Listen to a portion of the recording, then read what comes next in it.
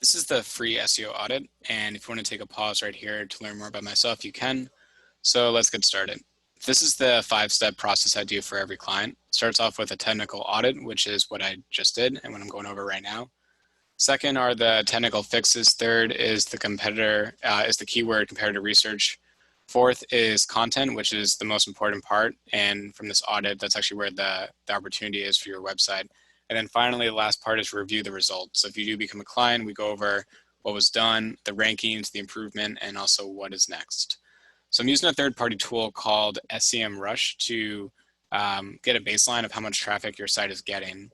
So your site ranks for 84 keywords that drive about 6 visits to your site.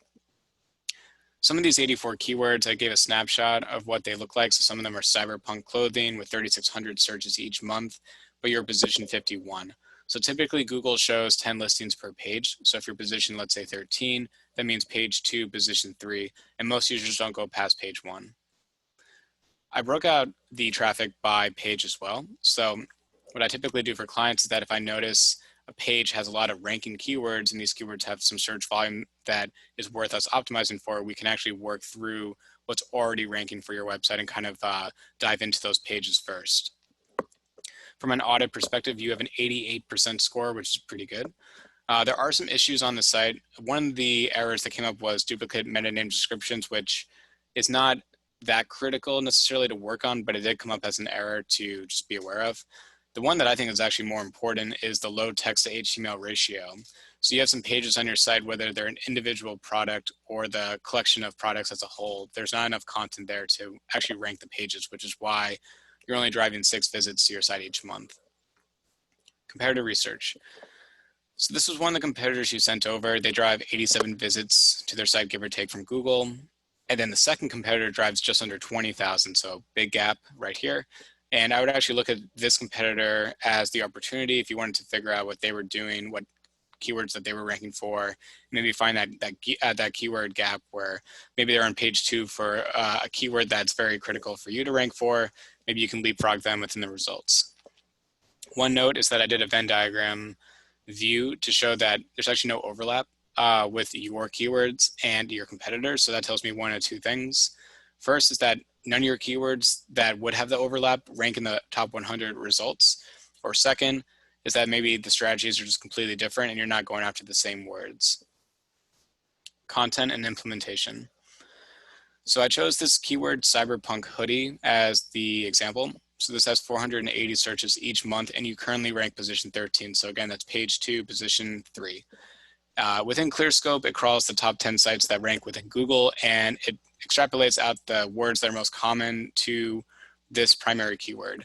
The way the tool works is that if you're missing the words on your page, it's going to give you an SEO score. So you have a C- out of an A++. The way you can help improve your score and give Google and Bing more context about your page is to include words like cyberpunk hoodie, pullover sweatshirt, street fashion, etc. on the page. One thing to note is that a lot of your title tags are over the 70 character limit. The reason why this is important is that anything over 70 characters becomes truncated within Google, especially when you're on a mobile device. So you want to make sure that it's clear that they know exactly what this page is about before it gets truncated. Same thing with the meta name description. It's not a ranking signal per se, but it's your pitch. So if you can easily explain what this product is and why they should buy it right now in 150 characters or less, it's a lot better than having it truncated where the user now doesn't know exactly what this product is. So in conclusion, you already have Search Console, which is great. Second is to get Bing Webmaster Tools. Third is to create a profile with an SEMrush. So every client that I have, I create a profile with an SEMrush to track their keywords daily, do a weekly audit, track competitors. There's more that the tool can provide, but that's just a snapshot. Second is that your robots text file actually delivered a 404 page. That's an issue. Google and Bing typically start there to do their crawl. So yours is a 404. Basically, you want to make sure that that is set up properly on the site. Looking at the middle row, there's 11 orphan pages in the XML sitemap. They don't have any content. So one of two things we should do. One is 301 all 11 to the primary page that they should point to. Or second, we should add content to the page and then have direct links to them so Google and users can find them.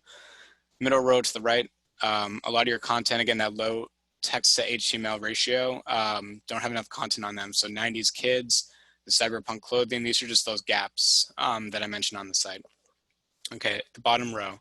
So one opportunity that I saw is maybe to break out your categories. So either by shirts, art, hoodies, etc. It's a little bit easier to optimize from an SEO perspective rather than having just one page that's an a la carte sort of behavior. And on the bottom right is to keep reviewing more competitors to discover low-hanging fruit ideas to add to your own website.